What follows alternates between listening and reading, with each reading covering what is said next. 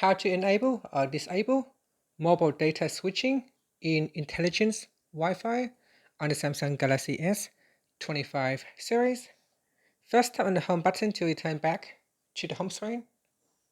And from the home screen, swipe down at the top to open up quick settings. In here, tap on the settings icon. Next, we scroll down and tap on connections. After that, tap on Wi-Fi. Now at the top here, tap on the three dots or the more button.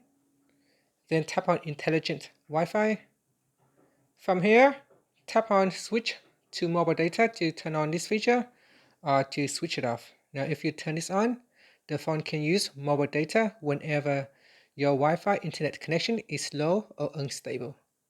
And if you tap on the left hand side panel in here, it has some information which you can customize, such as network exception, and allow individual apps to switch. So here you can choose individual apps that can make use of this feature. And that's it. Finally, you can tap on the home button to go back to the home screen. Thank you for watching this video. Please like and subscribe to my channel for more videos.